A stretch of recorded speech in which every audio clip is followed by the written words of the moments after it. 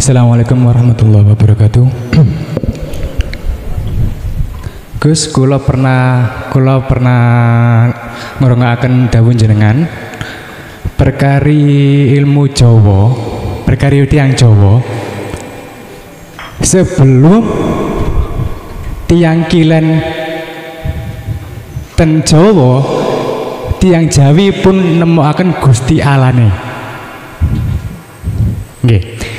Sing kula pertanyaaken, nah Muhammad kali Al-Qur'an niku sanepan napa emang wahyu saking Allah? Muhammad kali Al-Qur'an niku sanepan napa wahyu saking Allah? Apa wahyu sangka Allah? Ngoten. Nggih. Terus keduae masalah baiat. Baiat niku hukume napa lan fungsine napa? Terus nomor 3 nih, ilmu syariat niku wajib dilakoni napa sekedar cuman tahu aja? Monggo. Assalamualaikum warahmatullahi wabarakatuh. Waalaikumsalam warahmatullahi wabarakatuh. Ini saya harus menjawab dua kacamata, Pak, tentang masalah Al-Quran dan Muhammad. Secara syariah kacamata jelas Muhammad itu status sebagai utusan Allah, la nabiyya ba'da, yang membawa wahyu Allah yang berupa Al-Qur'anul Karim. Sampai takok ulama mulai dari sing pucuk gunung sampai ning kota mesti jawaban iku wahyune Gusti Allah. Oke. Berkenaan dengan apa yang pernah kami sampaikan di Pulau Jawa, berarti Indonesia deh. Pulau Jawa kan adanya di Indonesia. Sebelum kedatangan orang Kilen, orang Barat, Arab kono mungkin sing sampean maksud, apakah Muhammad dan Al-Qur'an iku sanepan? Lah wong Jawa iku wis kenal Gusti Alai. Lah ngeten nggih. Pun ngeten, Pak. Kacamata hakikat, apa wahyu Allah yang tertulis niki semuanya mengandung makna,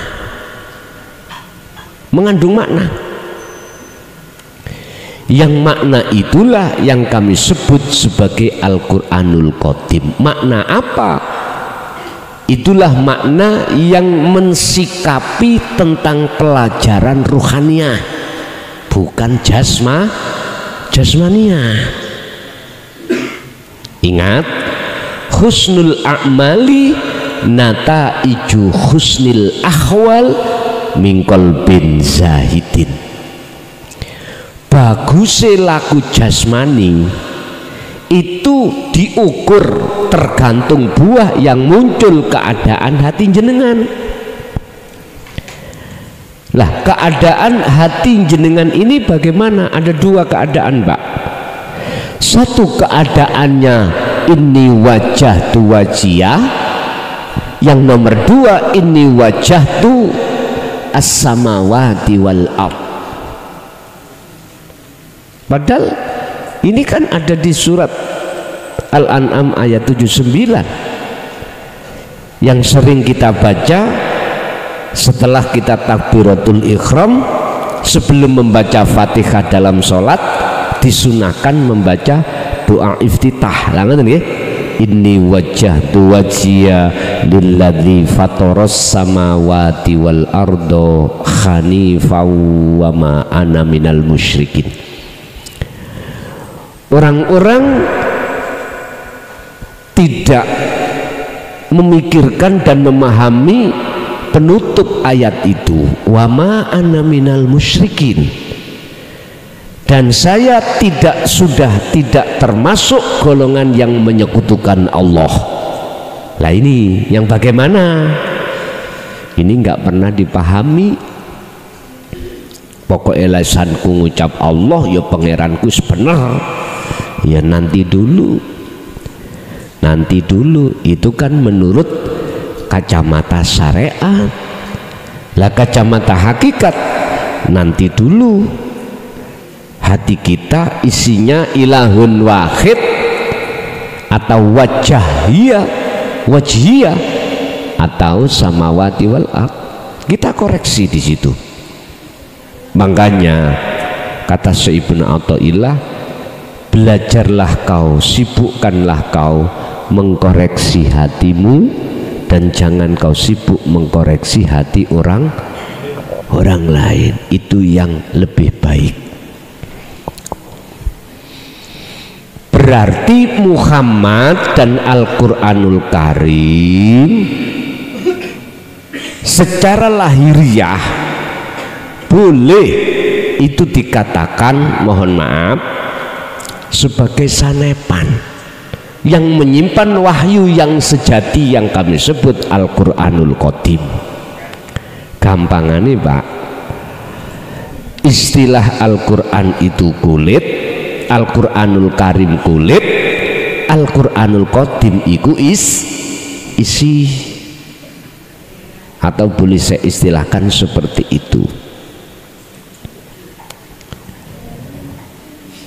Al-Quranul Karim menata jasmaniyah jenengan, Al-Quranul Qadim menata ruhaniyah jenengan. Nah, ngeten dah. Hukum syariah itu menata perbuatan fisik, hukum hakikat itu menata keadaan rohaniyah jenengan kali kula. Ini makanya Rasulullah itu akhlaknya dua, istimaiyah dan ilahiyah. Berhubung manusia ini masih muter-muter di akhlak istimaiyah jasmaniyah, belum memiliki akhlak ilahiyah, Rasulullah diutus nang bumi. Bahkan dalam hadis sahihnya beliau katakan, innama bu'ithtu liutammimma makarimal akhlak. Aku tidak diutus ke bumi ini kecuali untuk menyempurnakan akhlak-akhlak manusia. Akhlak secara jasmani kita mohon maaf, sing nom nang sing tuwek nek salaman dicium, ngaten. Adik ke kakak, anak ke orang tua, melaku sak melaku adab toto kromo yo ditoto, ikut dididikkan. Sampai di dalam Al-Quran kepada orang tuamu janganlah kau berkata yang volumenya melebihi suara orang tua. Iku akhlak secara jasmani yo lakonono. Tapi berhubung banyak manusia iki repot ngurusi akhlak istimaiyah sampai-sampai lupa akhlak ilahiyah. Niki yang paling disayangkan ada di sini Bapak Ibu. Jadi Muhammad iku makhluk yon jenengan ini asline sanepan secara hakikat. Al-Quranul Karim nggih sejatine adalah Al-Quranul Qadim untuk mendidik hati jenengan. Wes satu. Nomor dua, apakah ilmu syariat ilmu syariat teman? Kedua tadi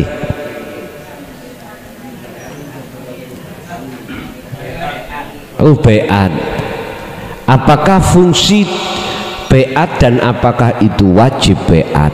Bapak Ibu, niki gak harus sampean ikuti lo ya. Iki sifatnya iku terserah jenengan. Cuman tak terangki. Saya mengatakan bai'at itu tidak dari sisi syariat thariqah, tapi saya katakan bai'at ini dari sisi hakikat. Kalau sisi thariqah maksudnya iku beda. dengan sisi hakikat. Yang saya jelaskan adalah sisi hakikat, menyambungkan talinya ruh sampai iku datang Allah yang selama ini ruh itu talinya terputus. Akhirnya kita akan selalu lalai kepada Allah hati kita. Itu sampai hukumi wajib disambungkan lagi atau tidak, itu terserah jenengan. Kalau saya pribadi wajib. Mengapa demikian? Supaya husnul a'mali nataiju husnil ahwal. Apa? Biar sumber keadaan hati saya itu baik di mata Allah, sekalipun itu jelek di mata manusia. Ini prinsip, dan prinsip itu susah diubah. Dan jenengan punya prinsip sendiri, itu hak kita masing-masing. Jadi saya tidak mengatakan wajib. Kok saya mengatakan wajib, jenengan ini keterpaksaan. Intinya mengeten, diadakan baiat itu adalah untuk menyambungkan talinya ruh kita pada Allah. Terkait masalah talinya ruh pada Allah itu yang mana sih? Mungkin bisa dibuka di dalam surah Al-Baqarah ayat 256, dipelajari betul di situ. Di situ ada kalimah yang mengatakan wa may yakfur bitaghut wa yu'min billah.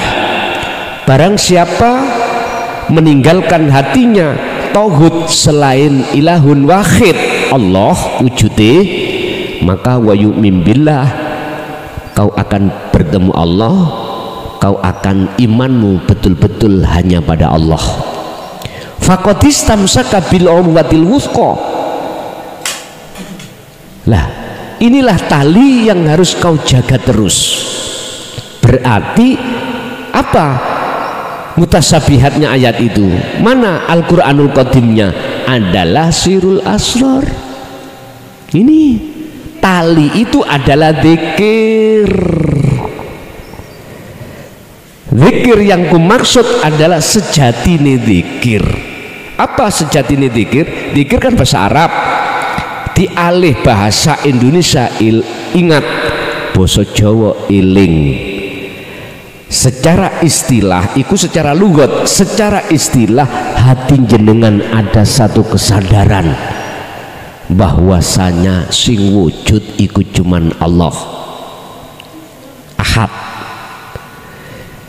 yang bergerak, yang mempunyai gerakan, yang bisa melakukan, yang punya ini, punya itu, bisa ini, bisa itu adalah akunya urip, akunya Allah. Ada kesadaran di situ, maka disitulah yang kumaksud sejatine zikir. Inilah Pak yang namanya tali. Kalau sudah disambung, walaupun jenengan iki statusnya la haula wala quwata, tetap sampai kegeret kemana Allah pergi, kemana Allah bertindak, jenengan selalu mengikuti di situ. Laksana ada trek gandeng, yang punya mesin bergerak itu trek sing ngarep, nah ngerti? Lah sing belakang itu nggak punya mesin, berhubung talinya sambung, mboten putus. Sing depan ke Jakarta, sing belakang yo ikut Jakarta. Wis logikane ngoten. Wis sampean anggap wajib apa ndak terserah jenengan. Nek cara bahasa pribadi kula wajib, tapi ini nggak bisa, nggak boleh dipaksakan. Apa fungsinya? Supaya jenengan selalu teringat pada Allah. Lah ingat ini ada proses, entah itu satu hari satu malam mung sak detik, sak menit, sak jam, dan seterusnya. Ini ada proses. dikatakan eling sejatine eling, ada kalanya sak detik, ada kalanya proses berikutnya sak menit, ada kalanya 1 jam, dan seterusnya pun iku masalah bengat. Terus yang nomor 3 adalah ilmu syariat itu apa mang? Wajib dilaksanakan apa ndak? Ngoten niku. Pun rasaku gak ngono kok. Dipelajari dan diamalkan apa ndak? Ngoten rasaku lho. Pun ngeten Pak. Apa sih ilmu syariat? Tergantung jenengan iki mandangnya tuh gimana. Kalau sampai pandang ilmu syariat dari sisi kacamata syariat, ya ilmu yang membahas tentang jasmani, mendidik jasmani supaya berakhlak istimaiyah, itu ilmu syariat. Umpama orang sholat kudu ngerti ilmu nih sholat, berarti kudu belajar, lalu diamalkan, dipraktekkan di dalam jasmani. Dalile khafidu ala sholawah, udah jelas, Al-Baqarah 238.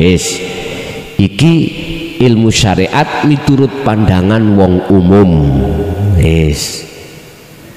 Saya lihat dari kacamata syariat, ya wajib berilmu, belajar saiso-isoe, lalu diamalkan. Kalau ilmu syariat ini saya pandang dari golongan wong sing khusus, artinya apa?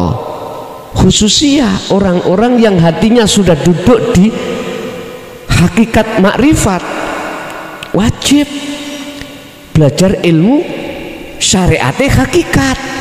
Apa? Dinu tauhid. Loh, ilmu hakikat ini isih kelebu sarengat. Sarengat iku si ono njaba proses. Walaupun disebut ilmu hakikat, daqaiqul asrar, iki tetap disebut sarengat si njaba. Tapi iki dipandang oleh makom am, iku ilmu hakikat, ilmu Gusti Allah, ilmu jero iku. Lah ngoten nggih. Nek ana sing bahas kejeron iki duduk nggone, ha biasa ngene iku ndi-ndi. Asine nolak. Mboten kejeron ngoten. Wong nek iso nglangi masih jero ya apa ya gak kedelep, Pak.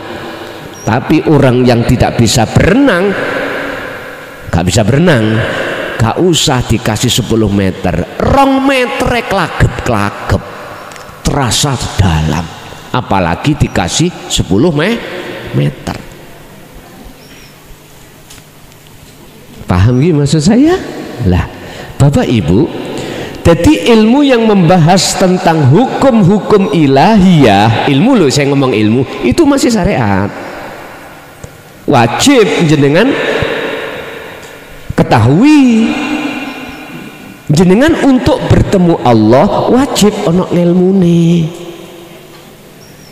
Jangan ingin merapat mendekat pada Allah dan bertemu sejatine Allah, yaitu ilahun wahid, wajib sampai iki ono ngilmune.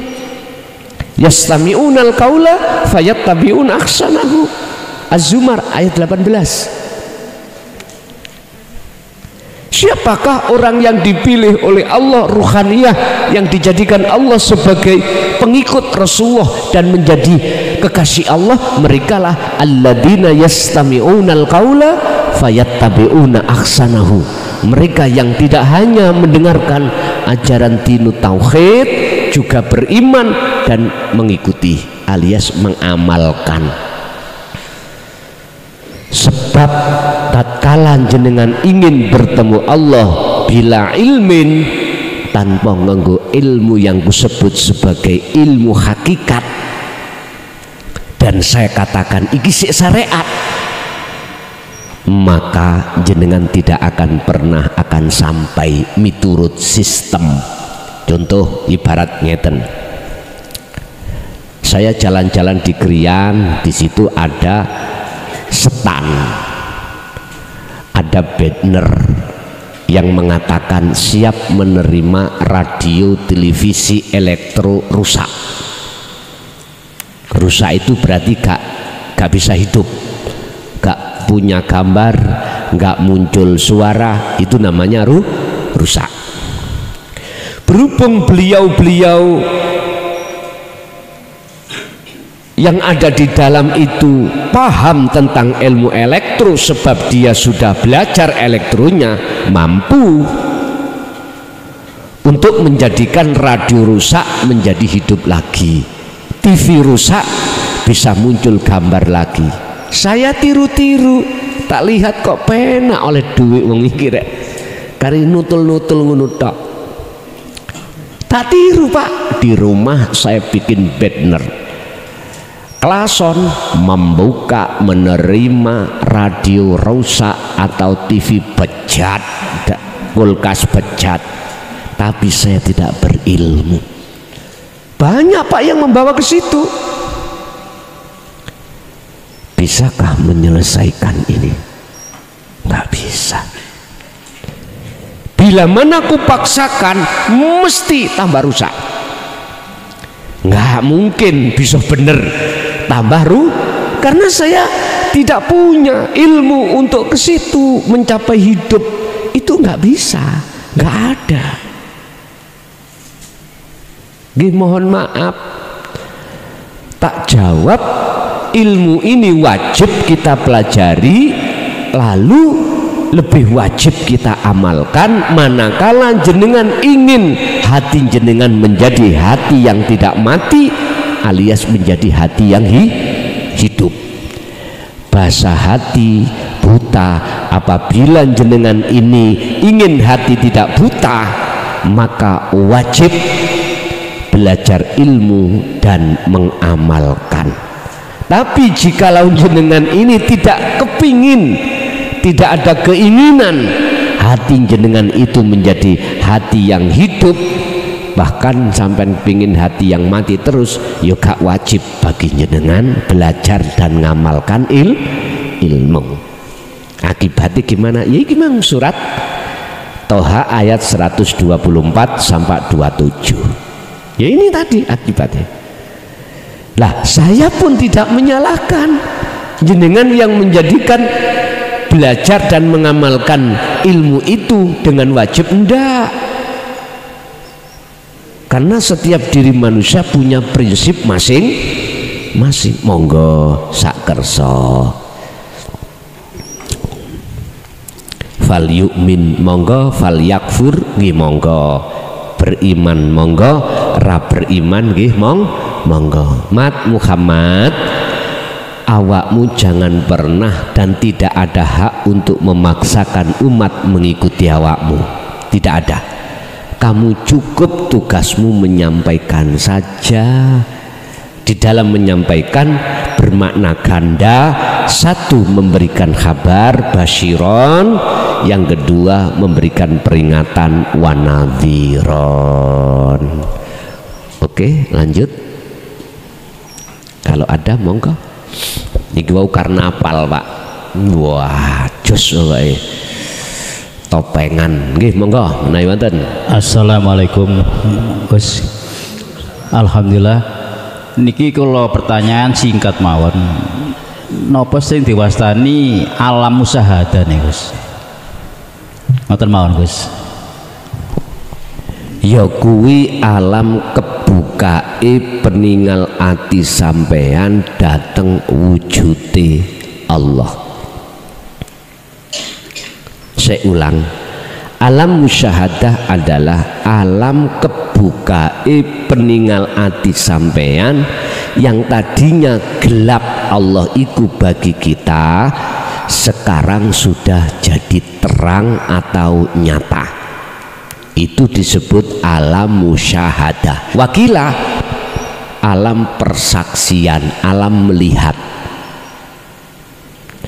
Jasmani kita dikasih Allah mata, disebut ainul basyariyah, untuk bersaksi terhadap sesama makhluk, sehingga saya bisa melihat spidol, HP, meja jenengan sama-sama karena saya tidak buta.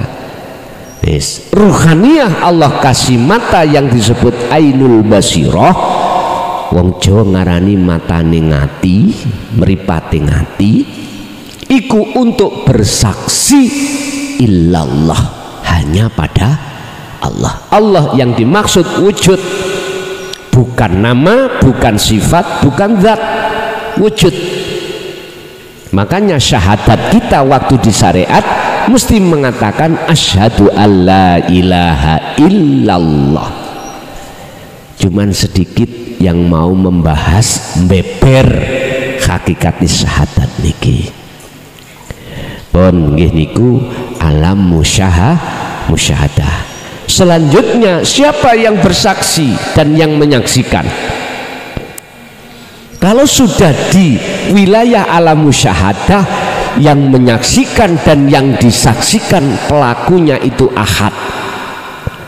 Yang melihat dan yang dilihat Allah itu Allah sendiri. Loh, bukan roh, bukan makhluk. Nyun sewu, apa mungkin makhluk yang bersifatkan fana itu bisa menyaksikan pada yang wujud? Nggak mungkin toh. Memang ngaji tasawuf itu ya bingung, tapi sampai semakin bingung ganjaramu semakin gede. Nggih. Orang yang menuju satu tujuan itu gak bingung karena sering ke sana. Cepat toh Pak datangnya seret. Ganjaran didik. Jenengan bawing wong dilewakoni ae. Saya ja'alullahu ba'da usri usra, jare syariat ganjarane luwih gede. Semakin bingung jenengan ganjaran sampean semakin, nek gak cukup ganjarane lurah ditambahi cari dikekno pisan ngono lho.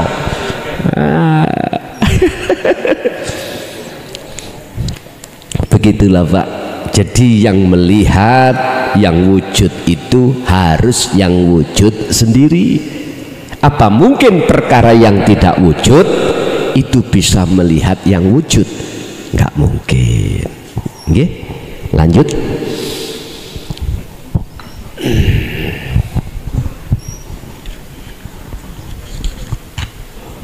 Ibu ada Bu? Ini ada ngajung mawon. Mboten enten? Nggih. Nggih. Assalamualaikum warahmatullahi wabarakatuh. Waalaikumsalam warahmatullahi wabarakatuh. Nuwun sewu Gus badhe nderek tanglet. Urip kang sejati kalih Allah, Muhammad dan Rasulullah, apakah keempatnya itu tunggal? Makatan Gus pertanyaannya. Nggih. Matur suwun. Assalamualaikum warahmatullahi wabarakatuh. Waalaikumsalam warahmatullahi wabarakatuh. Ketika saya jawab di wilayah ahad, ilahun wahid, amat semuanya itu fana Pak. La ibsarun, yang melihat, wa mubsarun, yang dilihat, wa basarun, mata yang melihat, sing ada pundi nya sampean tinggal mriki niki lho. Inilah yang maksud Quran laisa kamislihi syai'un. Nggih, leres Pak, manakala sudah jatuhnya di ilahun wahid ahad, semuanya itu lebur, alias lebur itu fana, tiada nama-nama tersebut. Nggih, lanjut.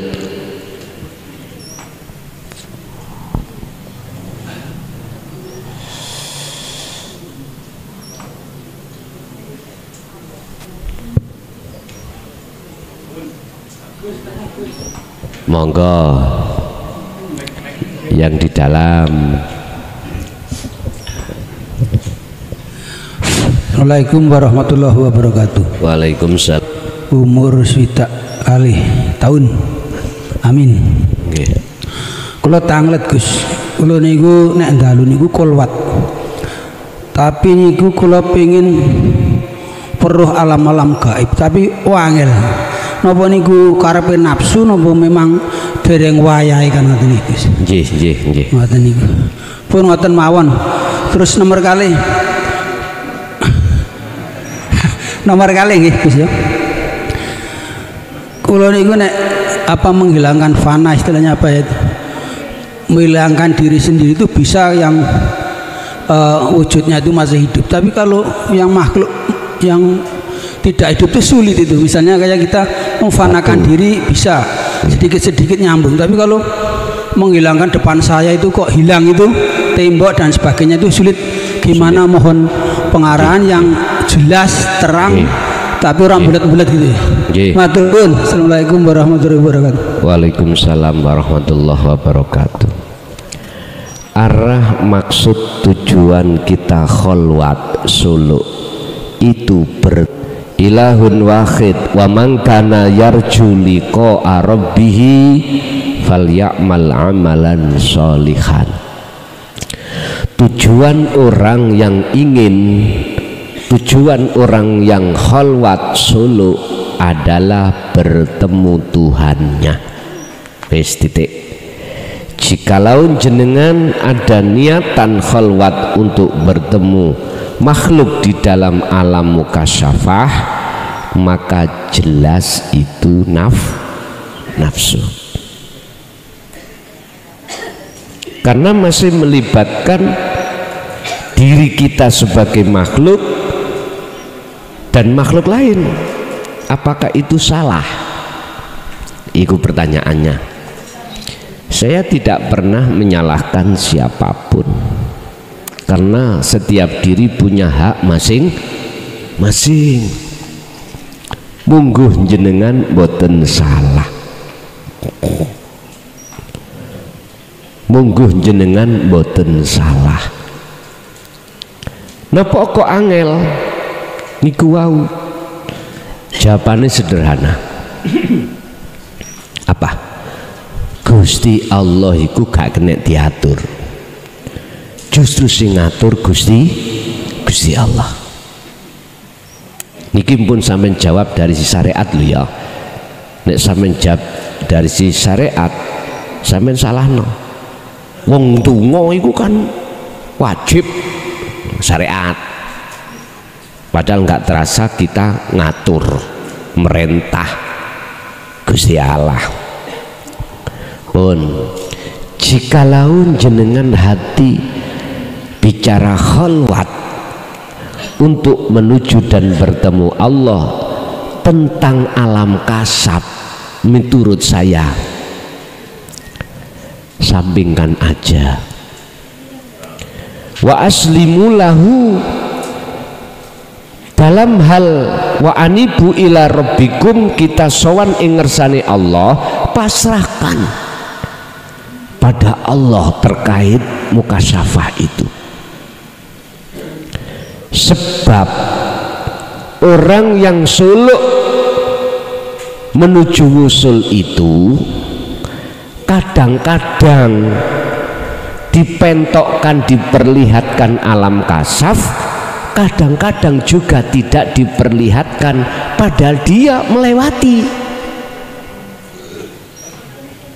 Saya ulang, si salik ketika suluk menuju dan bertemu Allah, kadang-kadang Allah membuka gaibnya makhluk di dalam alam kasaf, kadang-kadang tidak dibukakan padahal dia melewati.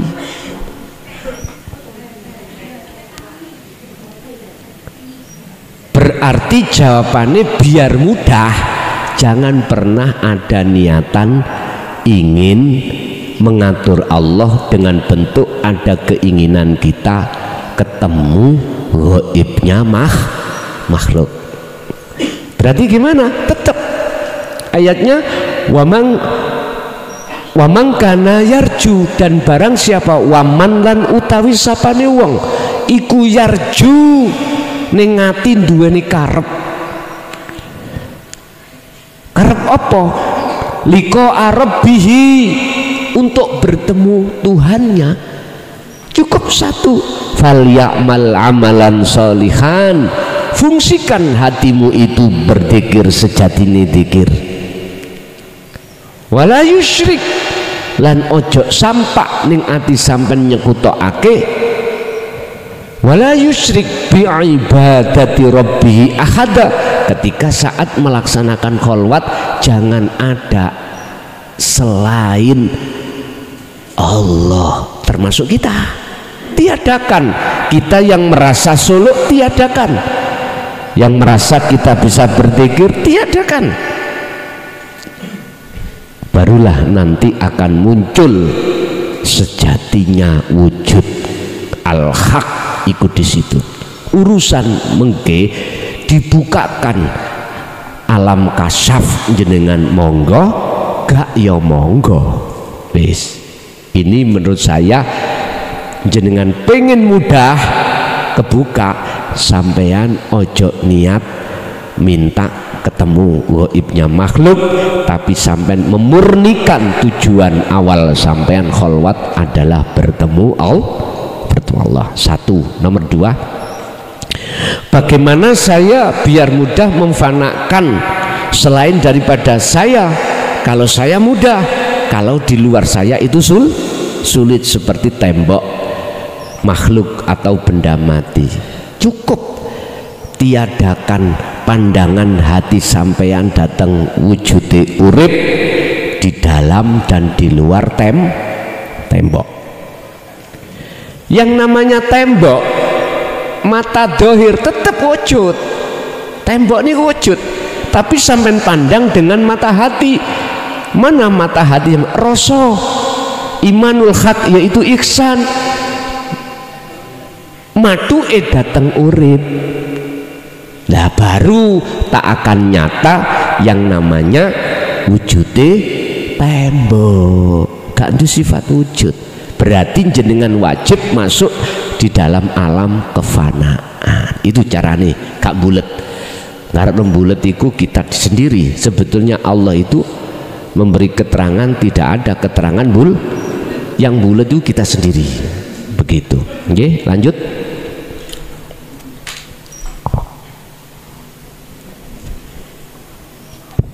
Assalamualaikum warahmatullahi wabarakatuh. Waalaikumsalam warahmatullahi wabarakatuh.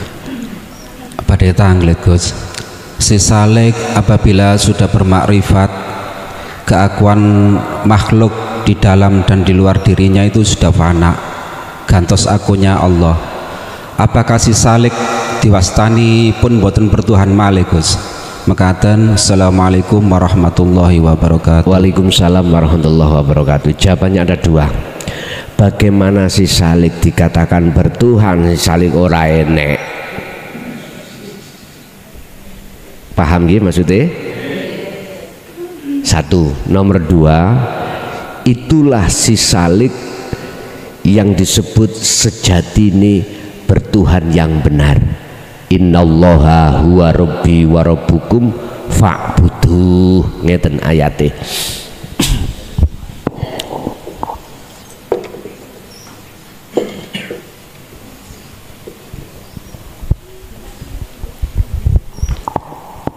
Sebetulnya hak iku kosong iku isyarah. Si salik dikatakan nyembah yang sebenar-benarnya nyembah bila mana si salik sudah masuk di alam kosong. Itulah alam fana. Idfin mendemo sira wujudaka ing eksistensi Anda sebagai makhluk. Wujud siro pendemen di mana fi ardil khumul, di dalam bumi khumul. Khumul maknanya sepi, berarti di bumi kefanaan. Pendemen.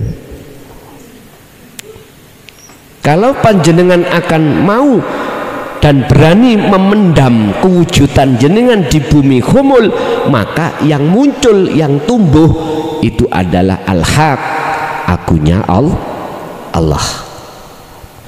Bagaimana mungkin di dalam hati kita akan muncul al-haq, kebenaran, akunya Allah, Lah wong kita itu nggak mau mendem keakuan kita.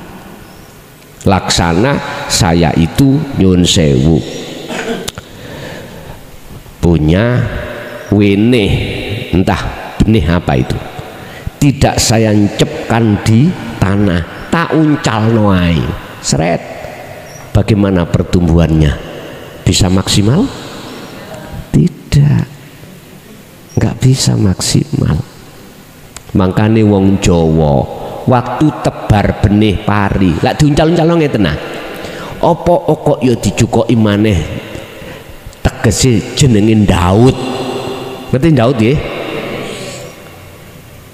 Apa kok gak langsung ae sak sawah diuncal-uncal ngene. Enak kan gelis.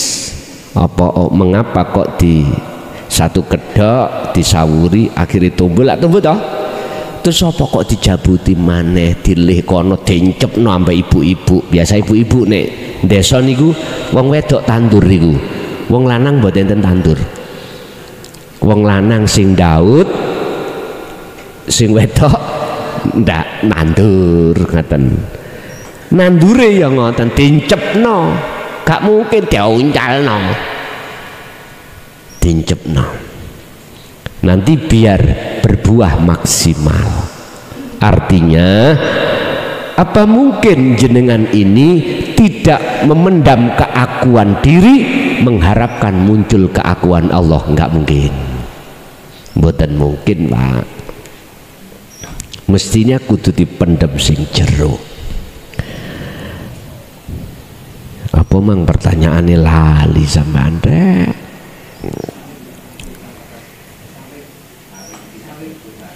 Oh ya, salib bertuhan atau tidak bertuhan ketika saat sudah di fa'buduh. Inilah jawaban yang kedua. Jawab pertama tadi, apa mungkin salib dikatakan bertuhan wong si salib ora enek? Apa mungkin si salib dikatakan menyembah wong si salib ora enek? Sudah tiada. Yang kedua, dikatakan si salib menyembah bertuhan dengan sebenar-benarnya fa'buduh ketika saat si salib sudah sampai pada alam kekosongan, alam fana. Akhirnya terusnya kalimat ini, hadza utawi nyembah yang seperti ini iku siratun, disebut jalan mustaqimun kang jejeg. Surat Maryam ayat 36. Ini Pak, berarti lewat sini ayat ini jawaban yang nomor 2, itulah menyembah yang sebenar-benarnya menyembah. Yang menyembah ketemu yang disembah. Ini lanjut, masih ada?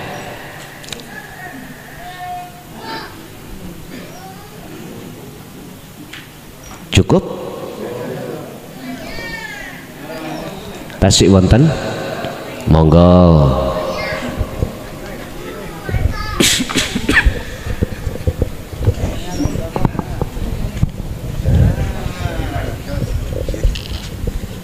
Halo, assalamualaikum warahmatullahi wabarakatuh. Waalaikumsalam warahmatullahi wabarakatuh. Pak Deta angkat Mbak Yai. Kalau waktu kecil kan diceluk cukong ngoten. Holwat diceluk mboten waktu kecil. Waktu alit ini diceluk waktu cukong. kecil Nggih. Diceluk cukong ngoten. Cukong niku basa napa?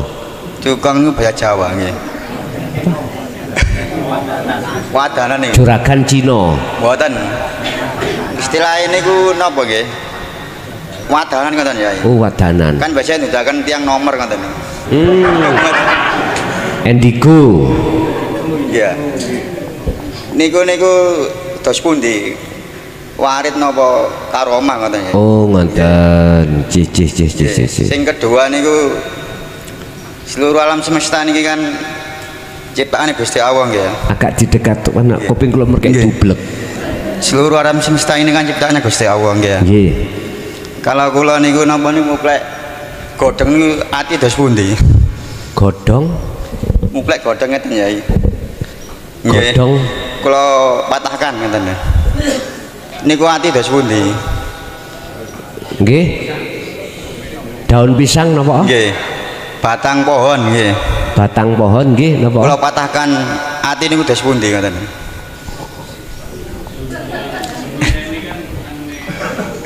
Nggih. Nggih ngoten ya. Pohon dicuklek. Nggih. Marono ngeten ketiga iku ngeten ya kadang ati niku ya. Pun wayahe mlaku nang mlaku ngoten. Tolong diidek napa kuping kula doblek. Kadang ngeten ya nggih ya. Nggih. Kadang ngoten. Pun wayahe mlaku nang mlaku ngoten. Tengah ati ngomong ngoten. Oh, ngoten. Nyuwun penjelasan nih. Ngoten. Nggih, assalamualaikum warahmatullahi wabarakatuh. Waalaikumsalam warahmatullahi wabarakatuh. Cukong. Cara sakniki dukun niku wah. Apakah itu warid, apakah itu karomah? Mungkin bisa dibuka di makalah 121 kitab hikam terkait masalah katakanlah ini karomah. Bisa nduduno nomor, lha ngoten nggih. Dan atau bisa membaca hati manusia dan atau mengetahui sesuatu yang akan terjadi. Iki semuanya golongan karomah, Pak. Dan ini masih makhluk. Dan di situ diterangkan di dalam makalah itu, janganlah kau anggap orang-orang yang mempunyai karomah itu kekasih Allah. Bukan. Dan atau janganlah kau anggap orang-orang yang membawa karomah hatinya sudah bebas dari syirik. Ini nanti kami jelaskan esok Sabtu di pondok. Pasal 121. Pertanyaan tadi, apakah itu karomah atau warid? Kalau bicara warid, Pak, itu macam dua. Ada warid minallah, ada warid minasyaiton. Kalau warid minallah, mesti itu di dalam hatinya seseorang yang sudah mengamalkan dan mengistiqomahkan dinut tauhid. Ini warid minallah. Fungsi dan tujuannya warid di situ adalah mengusir nafsu jenengan yang menjadikan jenengan ini sebagai budaknya. Jenengan dibebaskan nanti di situ. Iki warid. Kalau karomah atau warid minasyaiton, mohon maaf, justru itu akan menjadikan hati jenengan iki menjadi riya, takabur, hasud dan lain sebagainya. Nanti lebih lengkapnya bisa kita kaji besok Sabtu di Ponpes Miftahul Ulum Jaya Baru. Satu. Nomor dua, Allahu khalaqakum wa ma ta'malun. Allah yang menciptakan seluruh makhluk dan muncul pada makhluk. Contoh godhong dicuklek, itu sumbernya dari siapa? Dari Allah. Tinggal kita memandang dari si mana. Kalau kita memandang dari si makhluk, mohon maaf, bisa juga cuklek sebab angin, cuklek sebab dicuklek si A, si B, si C. Lah ngoten nggih, iku makhluk. Tapi nek mandang sampean dari sejatine urip sing agawe jelas, wa ma ta'malun, dan apa yang muncul dan timbul dalam makhluk itu sumbernya yang beraf'al, yang berperan hanyalah Allah. Yang nomor tiga, apa mang dek? Oh nggih. Wis ndang mlaku wonten bisikan ning ati ngoten. Apa yang dimaksud melaku? Apa tah melakune jasad? Mboten. Melakune ati nuju nang mana?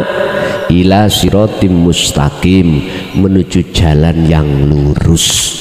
Berarti maksudnya melaku jeneng iku ndang ati iku berkholwat utawa meditasi utawa topo atau meniadakan diri untuk menuju kesempurnaan kesadaran penuh bahwasanya sing wujud iku ya urip, sing agawe iku ya urip. Mekaten. Tasik wonten? Sampun? Nggih, pun Bapak Ibu hadirin jamaah rahimakumullah. Itulah apa yang telah Allah berikan pada kita tentang masalah ilmu sebagai modal kita berkholwat untuk bertemu Allah. Semoga menjadi ilmu yang bermanfaat bagi kita dan anak putu kita ila yaumil qiyamah. Lahumul Fatihah.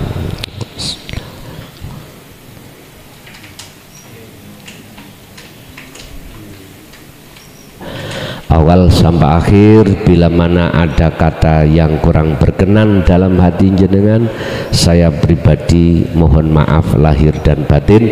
Akhirul kalam, assalamualaikum warahmatullahi wabarakatuh.